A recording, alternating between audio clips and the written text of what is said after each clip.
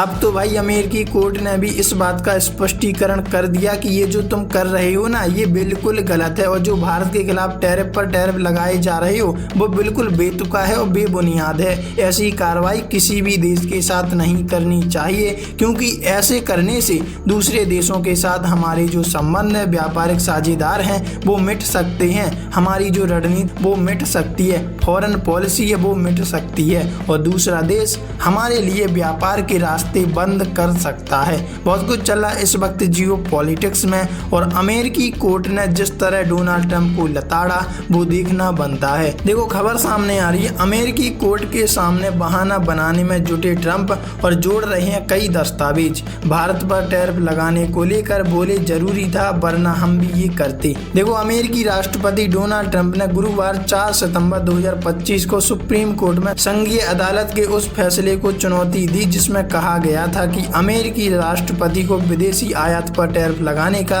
अधिकार नहीं है। यहाँ ट्रंप ने भारत पर लगाए गए टैरिफ को उचित ठहराते हुए कहा कि रूस यूक्रेन युद्ध को रोकने के लिए यह फैसला लिया गया। मतलब अपने ही देश के कोर्ट के सामने अपनी गलती स्वीकार करना उचित नहीं लग रहा। ट्रंप प्रशासन ने कोर्ट में क्या कहा? अमेरिकी सरकार की ओर से कोर्ट में कहा गया कि राष्ट्रपति ट्रंप ने यूक्रेन में जारी युद्ध से निपटने के लिए रूसी एनर्जी की खरीद पर भारत के खिलाफ international emergency economic power act tariff लगाया।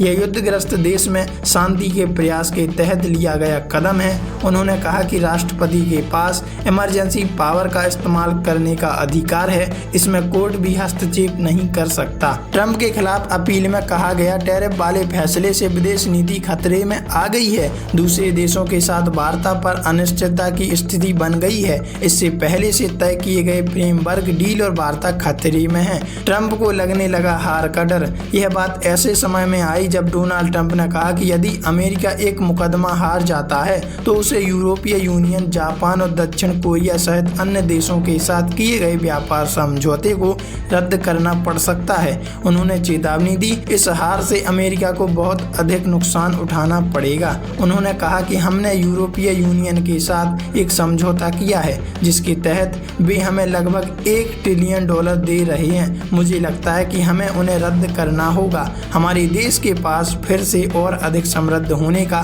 मौका है। हमारा देश फिर से गरीब भी हो सकता है। अगर हम यह मुकदमा नहीं जीतते तो हमारे देश का भारी नुकसान होगा। मतलब अब डोनाल्ड ट्रंप दस्तावेज जुटाने में लगे हुए हैं किसके खिलाफ? वहीं के सुप्रीम कोर्ट के खिलाफ। वैसे आप इस बारे में क्या राय रखते हैं? कमेंट में लिखकर जरूर बताइएगा और अपने सवालों से कब तक भागते रहेंगे डोनाल्ड ट्रंप? कमेंट में ये भी बताइएगा।